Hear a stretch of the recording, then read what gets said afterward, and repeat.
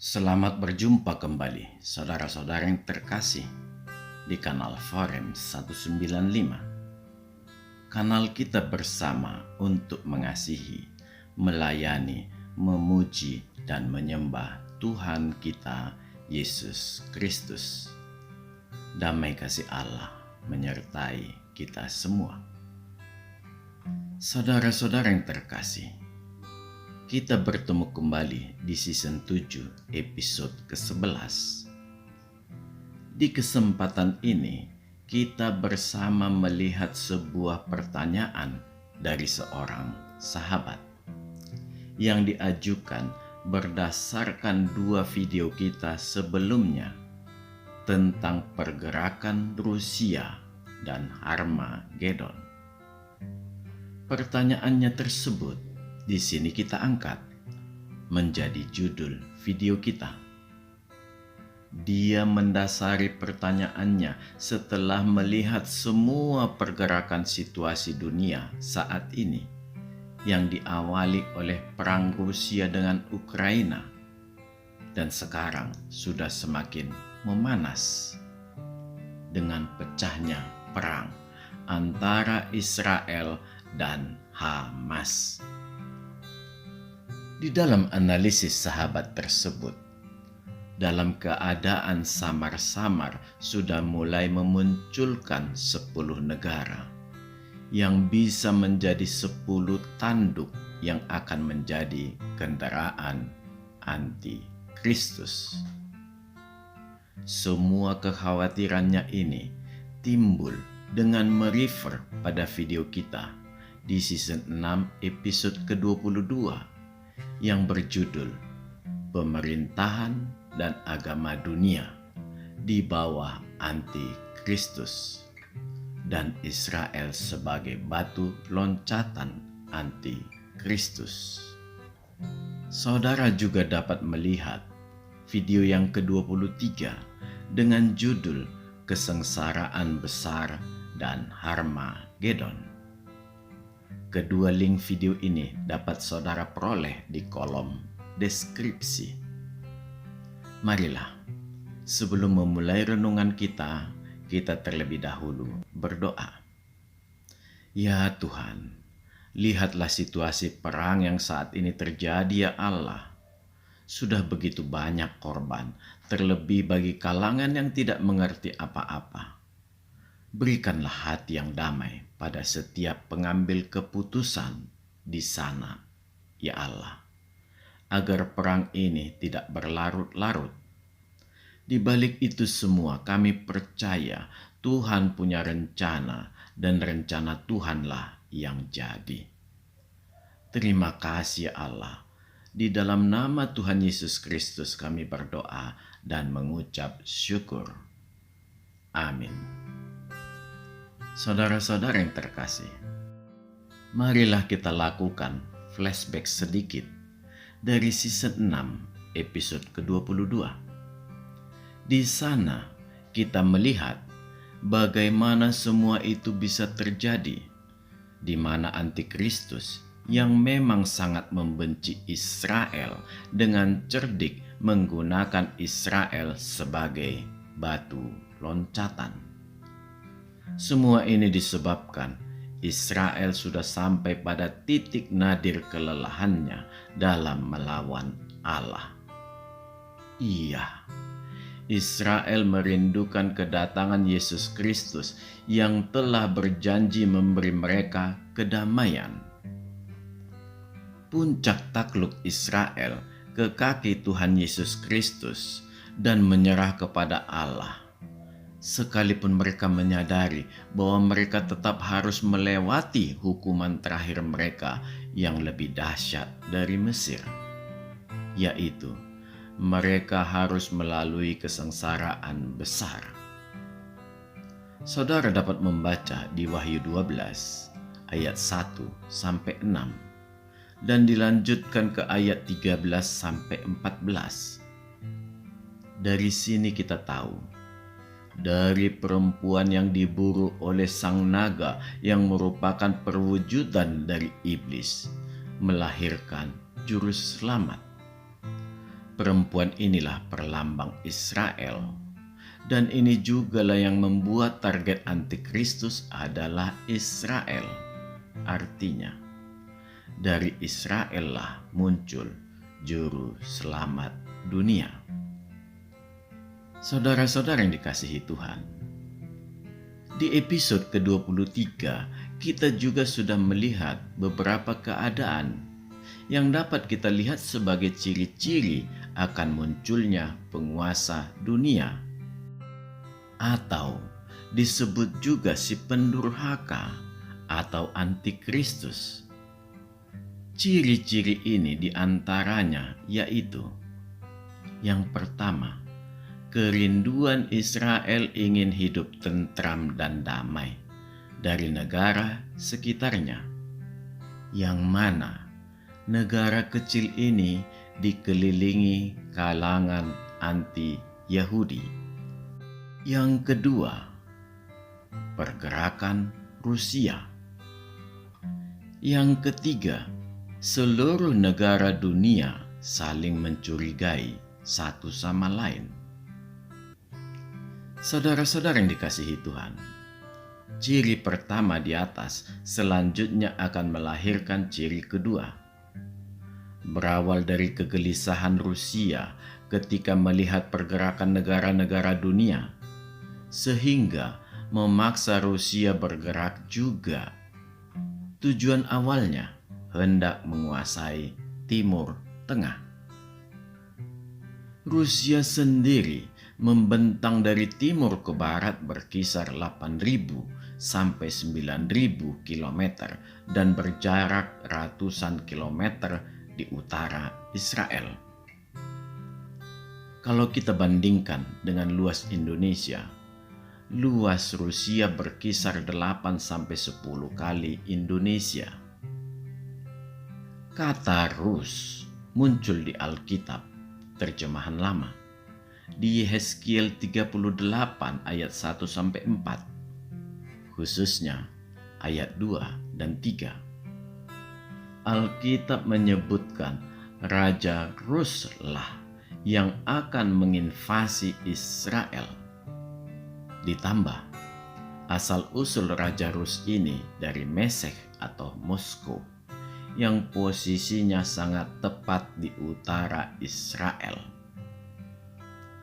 Invasi Rusia ini merupakan perang terakhir Israel, merupakan perang yang sebenarnya tidak mereka inginkan, dikarenakan ingin hidup berdamai dengan Tuhan.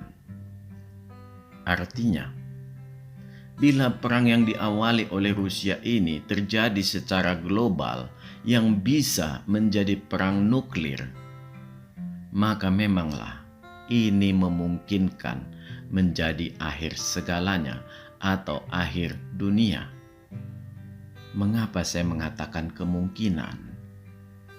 Sekalipun tanda-tanda pengangkatan gereja sebenarnya hampir tidak ada, tetapi tetaplah harus terlihat bahwa ciri tersembunyi tetap ada. Sebagai contoh, Israel hidup dalam keadaan tenang di bawah perjanjian damai. Keadaan damai di Israel ini yang muncul dari akibat sebuah perjanjian belumlah tampak. Memang beberapa kali kesepakatan damai sudah pernah dilakukan, tetapi dunia tidak memperhatikan ini lagi, dikarenakan tidak memenuhi kriteria yang dimaksud Alkitab. Saudara semua dapat melihat, sungguh luar biasa, acuan seluruh dunia tetaplah ke Alkitab. Jadi, urutannya harus ada, yaitu sebelum akhir dunia terjadi, ada perjanjian damai selama 7 tahun. Lalu terjadi pengangkatan gereja yang bisa terjadi sebelum atau di masa perjanjian damai. Dan di pertengahan perjanjian, yaitu 3,5 tahun, Antikristus akan mengingkari kesepakatan. dan dia akan menipu seluruh negara dan selanjutnya menguasai dunia. Saudara-saudara yang dikasihi Tuhan, pergerakan Rusia ketika memulai perang dengan Ukraina membuat mata dunia kembali melotot. Terhambatnya pasokan gas ke Eropa dan gandum ke seluruh dunia merusak perekonomian. Karena kedua negara ini adalah sumber utamanya. Para politikus dunia mulai berhati-hati menganalisis gejala apakah ini. Semua analisis memerlukan keakuratan, dikarenakan bila perang, sudahlah pasti perang yang tidak main-main. Perang ini sangat mungkin akan menggunakan hulu ledak nuklir yang bisa memicu perang dunia ketiga, yang sudah pasti akan meluluh lantakkan seluruh dunia. Ribuan, puluhan ribu, bahkan bila negara-negara besar mau jujur, bisa jadi sudah ratusan ribu kepala nuklir yang siap diluncurkan. Sebagai gambaran untuk kita semua, untuk melumpuhkan negara sebesar Indonesia, tidak perlu sampai 10 hulu ledak nuklir. Cukup antara 3-5 buah. Seluruh kota besar dan sekitarnya akan hancur.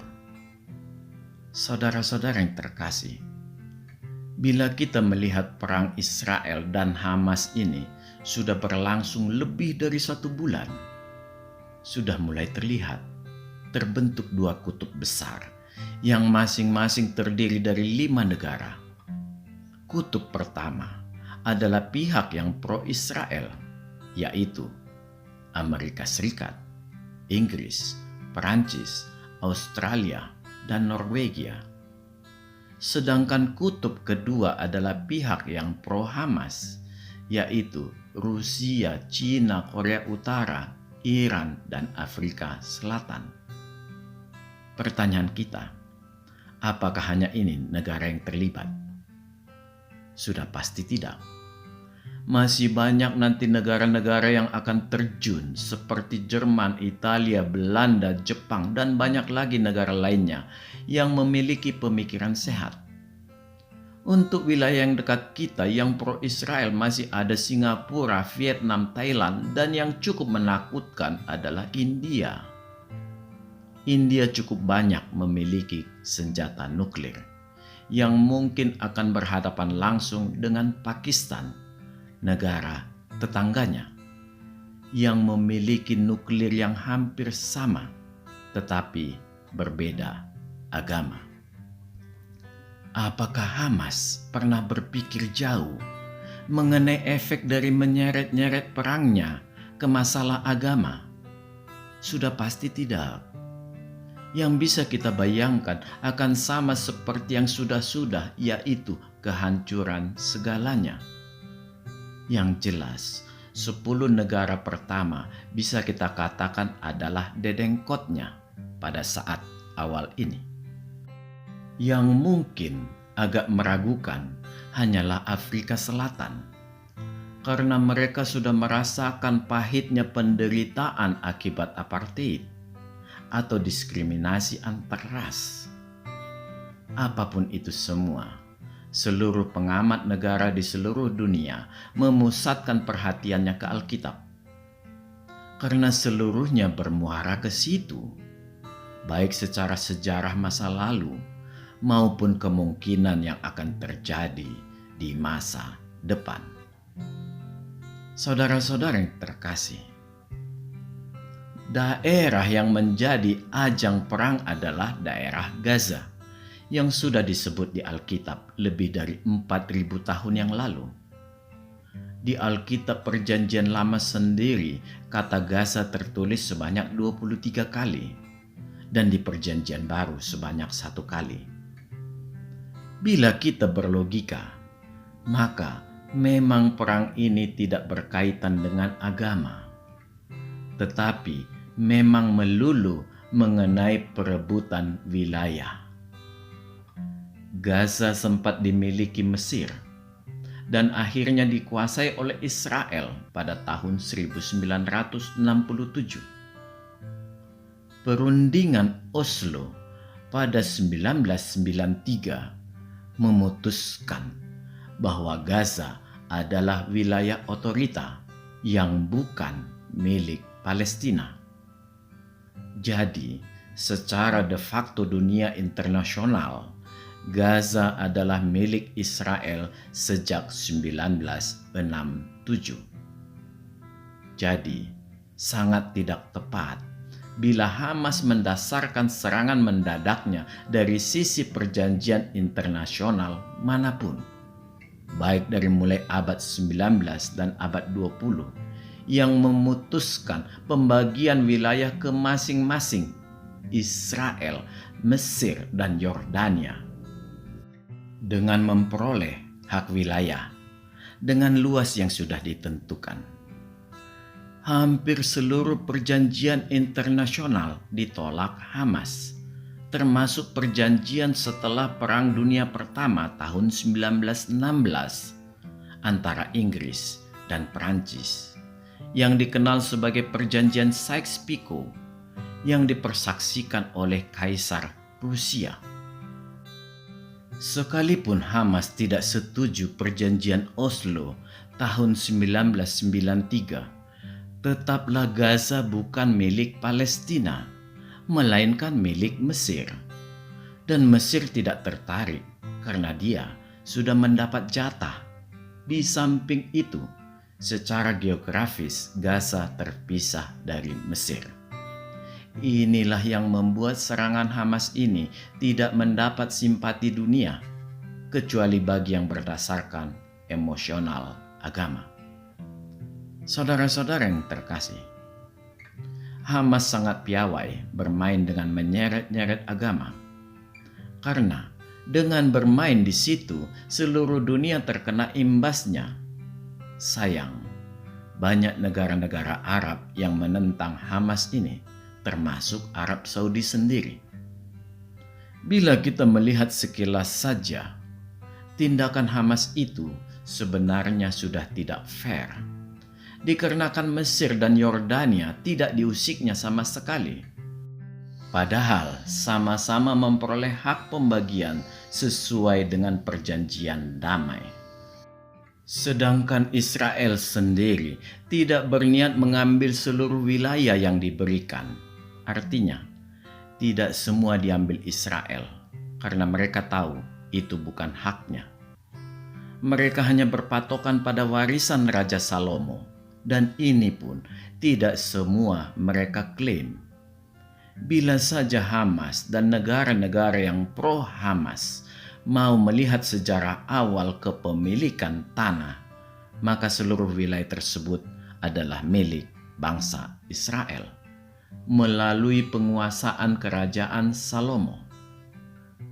Jadi, sudah cukup melalui kerajaan Salomo, dan itu sudah sah mereka miliki, bahkan sejak Israel belum merdeka.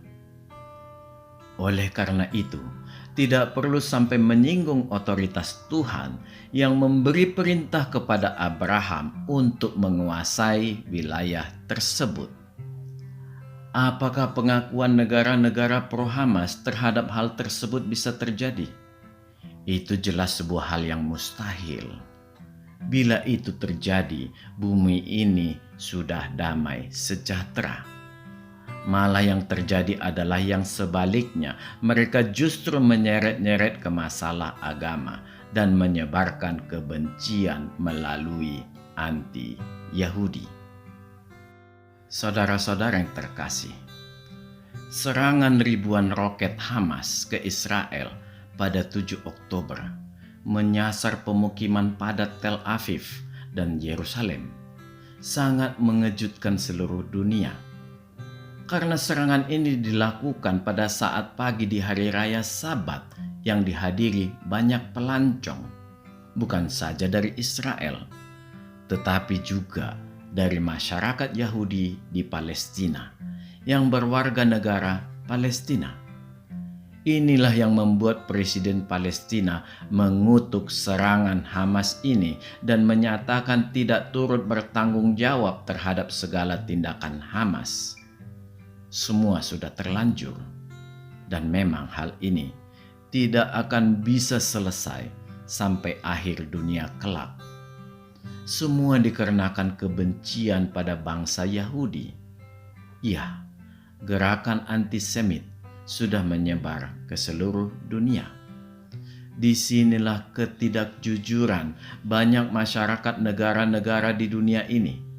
Mereka hanya meneriakkan gerakan Zionis, tetapi menutup mata tentang teror yang dilakukan Hamas atau organisasi dengan tipikal yang sama. Padahal, gerakan yang dituduh sebagai Zionis itu adalah gerakan yang bertujuan untuk mengumpulkan kembali seluruh bangsa Israel dari seluruh dunia. Ini sudah pernah kita bahas di video kita di season 6 episode ke-15 dengan judul Israel di bawah 6 imperium pada bagian pertama, yang mana linknya juga tersedia di kolom deskripsi. Marilah kita kembali melakukan flashback sedikit. Saudara-saudara yang terkasih, berdasarkan hukum yang isinya adalah pengembalian bangsa Israel yang dikeluarkan tahun 1967, maka Israel dan Amerika Serikat mulai melakukan beberapa operasi, seperti operasi Saudara di Sudan. Demikian juga dilakukan di Ethiopia seperti Operasi Musa 1984, Operasi Yosua 1985, dan Operasi Salomo 1991 dengan tujuan yang sama untuk mengembalikan keturunan Israel falasa. Sebuah langkah operasi yang sangat rumit dan cenderung mustahil, dikarenakan bangsa Israel ini ada yang sudah tersebar sejak 3000 tahun yang lalu. Dan mereka juga ada yang sudah menganut agama di luar Yudaisme seperti Islam dan Kristen, yang mana komunitas Kristen seperti Falas Murah dan BT Abraham atau Rumah Abraham lebih dominan. Itu baru dari satu titik asal dari rumpun di Ethiopia. Kaum ini sering disebut sebagai kaum BT Israel atau Rumah Israel. Tetapi sebenarnya antara kaum Falasa dan BT Israel, keduanya ada perbedaan, terlebih dalam ritual keagamaan. Apapun itu semua bentuk kerumitannya, yang pasti adalah bagian kerja Tuhan dalam hal penggenapannya. Saudara-saudara yang dikasihi Tuhan, bila hendak digaungkan istilah Zionis, seharusnya itu muncul dari mulut kalangan Kristen sendiri. Karena agama inilah yang mayoritas dianut keturunan Yahudi. Itu pun bila berkeberatan untuk dikumpulkan kembali ke Israel. Tetapi kalangan Kristen paham itu adalah urusan personal bagi yang berdarah Yahudi. Bangsa ini memang memiliki kebanggaan yang eksklusif terhadap keyahudian mereka. Hal yang wajar, harus kita akui, mereka adalah bangsa pilihan Tuhan. Inilah gerakan Zionis yang sesungguhnya, yaitu memanggil kembali seluruh bangsa Yahudi dari perserakan di seluruh dunia dan mendiami tanah yang dijanjikan Tuhan kepada mereka. Jadi, tidak ada gerakan Zionis yang menyebarkan keisraelan mereka. Yang terjadi justru yang sebaliknya, dan kita jangan menjadi bodoh. Jadi, situasi sekarang tidak ada kaitannya dengan agama, tetapi memang perebutan wilayah dan gerakan anti-Yahudi yang disebarkan di balik istilah Zionis. Bukti ini bisa kita lihat di Indonesia sendiri.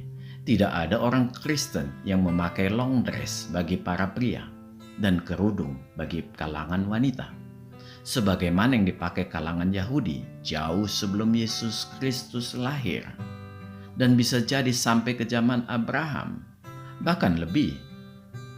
Jadi perlu dipahami pengertian Zionis itu seperti apa. Bila tidak mengerti, yang muncul adalah anti-Yahudi. Memanglah, bila mata hati kita terbuka, yang kita rasakan adalah kepahitan. Tetapi percayalah, itu adalah obat yang paling baik untuk menyembuhkan luka hati dari kebencian. Saudara-saudara yang dikasihi Tuhan, sekarang pertanyaannya, bagaimana posisi kita orang Kristen dalam situasi seperti ini? Terlebih bila nanti Israel menjalankan ancamannya menyerang Indonesia dikarenakan rasa kesalnya yang kian menumpuk. Mengapa Israel bisa geram melihat Indonesia? Sebenarnya disinilah uniknya negara kita yang tercinta ini. Israel sendiri tidak pernah rewel ke Indonesia. Ini terlihat begitu banyak produk-produk Israel yang beredar dipakai di Indonesia dengan bebas. Bukan hanya makanan, tetapi juga teknologi. Dan Israel tidak pernah baper. Mereka juga tidak peduli Indonesia mau mengakui kemerdekaannya atau tidak. Dan mereka tidak mau membuang waktu sia-sia untuk mendemo Indonesia. Mereka terlalu sibuk melakukan riset teknologi di banyak bidang dan semua diakui seluruh dunia daripada melakukan banyak hal yang tidak berguna. Dan parahnya, hal yang tidak berguna itu dikemas seolah memberi perhatian, padahal di baliknya hanya mencari keuntungan pribadi semata. Jadi, memanglah kita sendirilah yang selalu caper atau cari perhatian. Israel tidak bisa menahan amarahnya ketika mereka mencium bahwa rumah sakit Indonesia di Gaza disinyalir dipergunakan Hamas sebagai salah satu home base penyerangan. Bahkan hanya berjarak 70 meter dari rumah sakit. Inilah yang membuat Israel melakukan bombardir pada terowongan-terowongan yang dicurigai berada di bawah beberapa rumah sakit. Dan mereka juga sudah memproklamirkan tidak ada perdamaian dengan Hamas. Saudara-saudara yang dikasihi Tuhan, bisa kita maklumi betapa marahnya Israel. Mereka yang diserang, tetapi mereka yang disalahkan para negara pro-Hamas. Dan ditiupkan seolah Israel yang barbar. Padahal bila diperhatikan, sasaran roket Hamas lebih banyak ditujukan ke pemukiman sipil. Jadi bukan perang dalam arti sebenarnya, malah cenderung membuat teror. Dan ketika dibalas, mereka bersembunyi di balik sandera dan instalasi sipil. Dari sini sangat jelas ada upaya menyeret perang ke arah konflik agama dan anti-Yahudi. Sebuah logika perang yang tidak bisa dinalar. Uniknya, semua menyeret-nyeret Palestina. Sedangkan Palestina sendiri mengutuk serangan Hamas dan menyatakan tidak turut bertanggung jawab atas serangan Hamas. Disinilah terlihat sikap fair Israel yang tidak mau mengganggu negara Palestina, dan memanglah sasarannya diarahkan sepenuhnya ke Hamas. Inilah sikap yang gentleman. Dan semua kenyataan pahit ini harus kita telan juga. Seandainya pun pemerintah kita salah dalam melakukan tindakan kontra terhadap Israel. Ditambah, bila tuduhan Israel benar mengenai rumah sakit Indonesia di sana dipakai sebagai home base, Tetapi bila Israel menyerang Indonesia, maka tetaplah kita harus membela tanah air. Karena inilah tumpah darah kita. Jangan menjadi seperti umat sebelah yang tega menggadaikan tanah air demi romantisme agama. Karena saya percaya Tuhan tahu bahwa kita memang harus memilih, dan pilihan itu bisa berada di dalam kebaikan untuk membela tanah air. Jadi, bukan karena kita ingin melawan Tuhan. Amin. Tuhan memberkati. Marilah kita berdoa. Ya Tuhan, pada kesempatan ini, mata kami semakin terbuka ya Allah. Betapa mudahnya hati kami diombang-ambingkan keadaan dunia ini. Berilah pada kami hati yang bijak, agar dapat memilah-milah mana hal yang benar dan mana yang bukan. Dengan demikian, kami bisa memberi rasa damai di sekitar kami. Terima kasih ya Allah. Di dalam nama Tuhan Yesus Kristus kami berdoa dan mengucap syukur. Amin. Tuhan memberkati kita. Marilah kita masuk ke saat teduh sejenak.